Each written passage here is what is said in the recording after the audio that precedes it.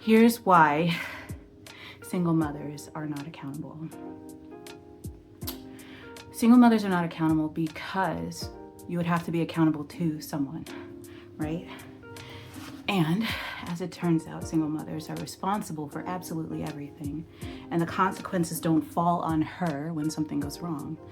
So it's incumbent upon us to be responsible, not because we can pay back or account for or even the measure, right, for when something goes wrong, but because when something goes wrong, it not only affects us, it affects every single person around us. So our way of being accountable is by making sure that that weight, as much as possible, falls on us and not the people we love, not the people that we're raising or taking care of. And what that means and what that looks like is us taking on way too much, putting ourselves in harm's way, hoping that it protects our little ones. But what ends up happening is they end up bearing the brunt of having an overburdened mother. Now, why am I saying this? Well, for one, I think it's become weirdly popular for men in particular to call single mothers irresponsible, which is interesting because they're criticizing the parent who stayed and kept legal responsibility for their children. And the other reason I'm saying this is because as a single mother, what I'm noticing is that there's no one there who's going to come rescue me. There's no one who's going to come and save me.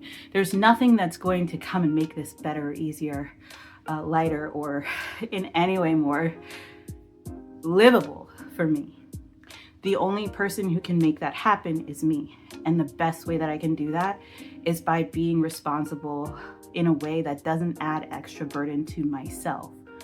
So what that looks like is being more assertive in doing the things that make sense to me and being much more assertive in not doing the things that do not make sense to me, and softening my life.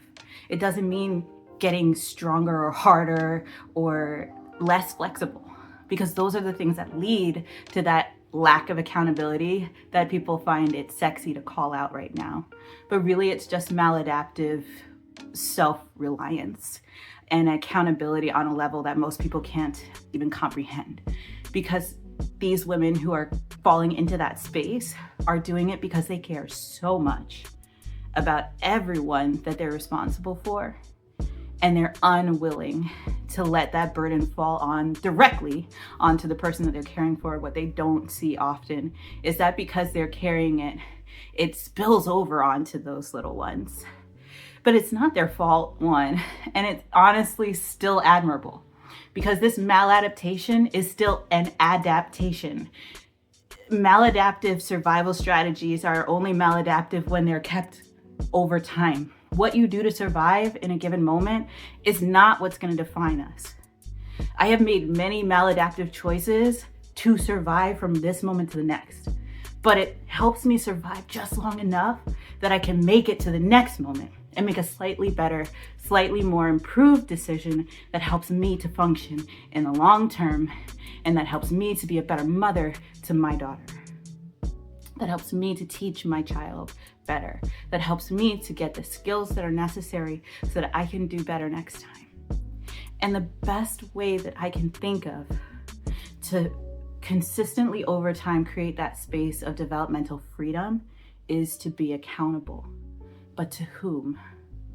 Oftentimes, again, our maladaptive behaviors allow us to create these, shortcuts, so to speak, where we keep the danger away from our child. We keep the danger away from our family. We keep the danger away from ourselves to an extent. But we do so by almost deceiving ourselves to believe that our children are ahead of us, and they're not. They're following us. And so they follow us into danger when we walk into danger on their behalf. Hear me out. Our children follow us into danger when we walk into danger on their behalf. So what we have to do, I believe, as mothers, what I am trying to do my best as a mother, is recognize that I have to walk my happy behind into safety so that they will follow me. Because these children are walking behind us. So our accountability needs to be to ourselves. We have to believe that we are valuable, that we are worthy of love, that we are worthy of protection, that we protect ourselves, that we measure our well-being in a way that is adaptive, that is going to be evolutionarily supportive of ourselves, so that our children learn that, so that that gets etched into the epigenetic makeup of our children, because that's what we want them to pass on. Adaptive behavior that is evolutionarily beneficial to them, that will help them to see ahead of themselves and make wise decisions like they saw their mother make. So yeah, we're not accountable. We're maladapting and we're surviving. And it's about daggone time that we step out of that space of maladaptivity, that we revolutionize our evolutionary behaviors, that we step into a place of peace first, of me first, and of me reflective, so that we're evaluating, am I well?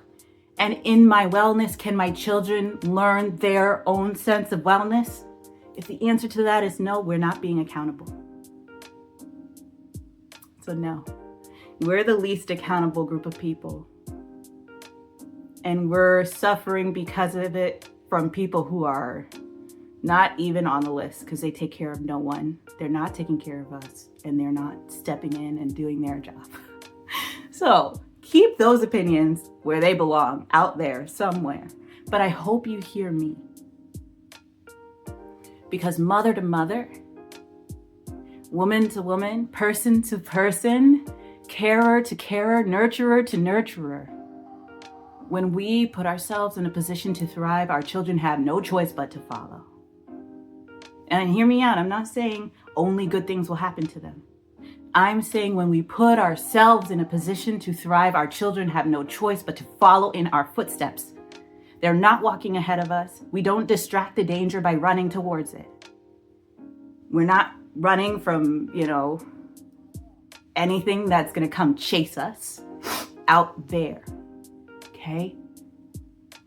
The fear, the danger, it's in here, in our bodies, where we remember what's happened to us in the past, where we remember what we've survived and endured, and it's gone. It's not here. So let's put ourselves in a position to thrive.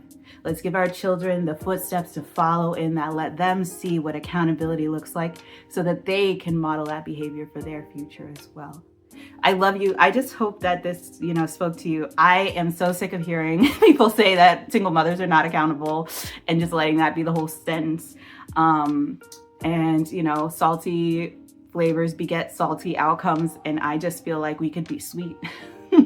We could be all these other flavors, spicy. We can definitely be more beneficial to our own health, and I'm here for that. So if you enjoyed this video, if you liked it, please give it a like. If you enjoyed this and you know somebody who needs it, send it to her, send it to them. I love them too. And I will see you real soon in the next one. But for now, bye.